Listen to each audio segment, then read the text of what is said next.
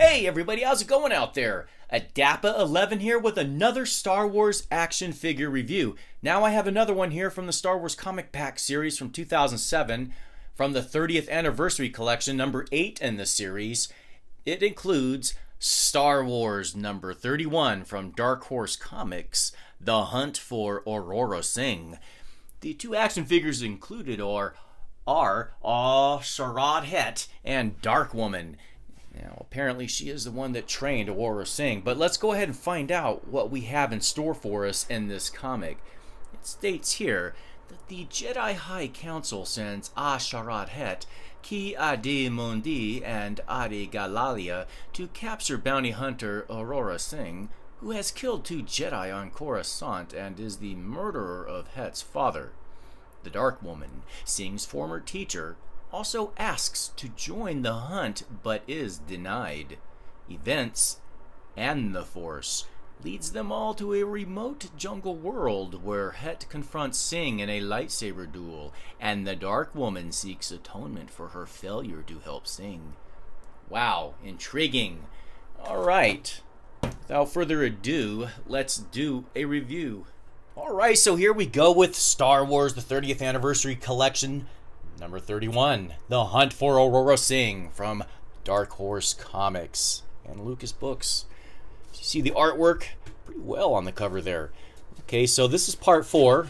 I'm missing the first 3 stories, so I was a little lost at first, and again, I'm still getting acquainted with some of the material from the prequels, and the comic art was good, and the story, again, I was lost at first, because of course I've missed the initial beginning to the story here. So I really liked a certain part right here where during the communication between the two, we have here in response to Dark Woman, "Not on my own will, I must confess. The willing hand of the Force is at work. That is certain." So I really like that. I just believe that was really well written.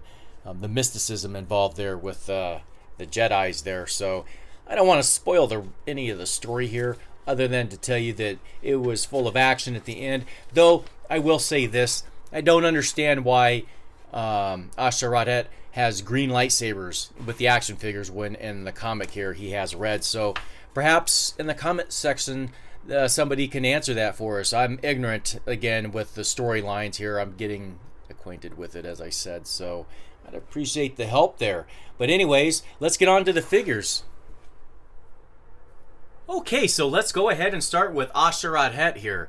Now, as you can see here with the detail of the face, he does have a design on his face. I honestly do not know if it's a tattoo or if it's war paint.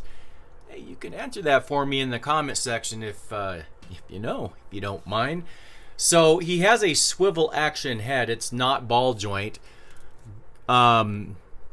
Good thing I didn't pull his head off. But this piece right here is removable. But just be careful that you don't pull the head off, because of course he has a ponytail here. So you can see the detail of his garments. He at least has some paint detail on his belt.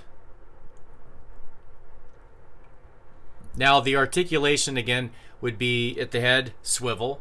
He has ball joint articulation at the shoulders, but he has this swivel action at the shoulders that I'm not a big fan of. So if we look here to our right, his left, he has a swivel action here and at the forearm. Okay, so there's this little tiny piece in the middle, and then he, yeah, pretty much, you can see there and there. And on this side, it will be just 2-piece. So the left arm is a 3-piece and the right arm is a 2-piece. No swivel at the wrist. He has swivel at the waist, and he has a swivel at the hips, ball joint knees, and nothing at the ankles. And you can see here is the size of the action figure hole, action figure stand hole, whatever, for the heel. 2007 stamp there as well. Now in the comic he has red lightsabers, and with the action figure here he has green. So I don't know that answer either. That was part 4. I hadn't read the first. I just know very little of the prequel other than the movies and maybe a little bit of a comic here and there. So with the action figure here and his lightsaber, this one is not removable. He has a green one. And this one, I like this action figure. I keep saying action figure. This lightsaber, because you can remove it, and when removing it from the package, be very careful because you don't want to bend the piece that comes out. So just move it out like this, and then I can take the Tuscan Raider staff, the end piece right here, and put it in there. Gaffy staff. Freaking awesome, right? And then if you can see the detail there on the bottom, some teeth maybe. So I really like this action figure right here. Pretty cool. Again, I don't know why he has green lightsabers in the action figure, because he has red in this comic that was provided with. So let's put him back. Oh, I don't want to forget this, do I? His Tuscan Raider hat, helmet. Fantastic detail, as you can see. They did a good job on the paint. It is not difficult to put on. There's a hole there for his ponytail. Oops. Let's go ahead and put the Tuscan Raider. Yep, goes right on. I'll have. There we go. Pretty cool. I like this.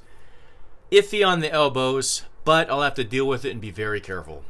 Other than that, I think he looks fantastic. All right, let's take a look at Dark Woman.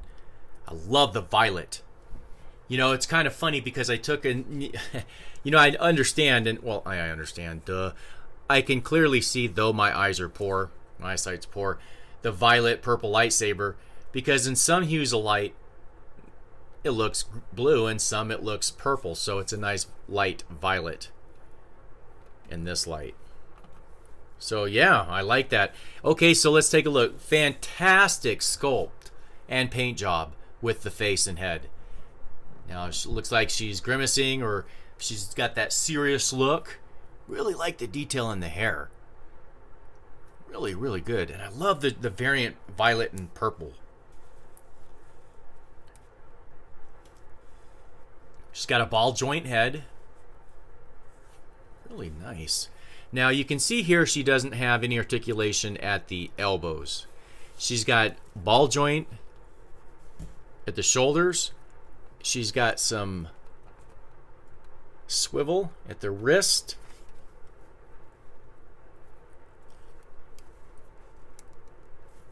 And swivel at the waist. Really nice detail on the belt. Skirting. No articulation at the knees. There is at the hips.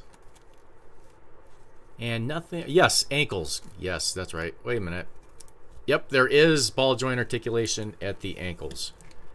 Nothing at the knees. Nothing. Yeah, pretty much. And here is the action figure hole. The hole in the stand for the action figure. Hole in the bottom of the foot for the stand. I always get caught up on saying that. And I like how she has that the hand in that posture, because it looks like she's using a force power. Awesome figures. You know, I'm happy with it. Okay, so there we have them together. Now I'm looking forward to filling in the gaps there as far as the story is. I have some catching up to do. But there we have with the action figures. Great job. You know, I know there's plus and minuses. You know, that's just how life is. You got your pros and cons. So the artistic, the molds are fantastic. Articulation value is a little bit on the average side, maybe C level. But yeah, great job on the accessories, the color scheme, and everything. So I'm very happy with it. Okay, so I guess that's about it, my friends. Hey, I really appreciate your time, that like and subscribe. And again, stay tuned for future reviews. That's it. All right, everybody, take care, and may the force be with you always.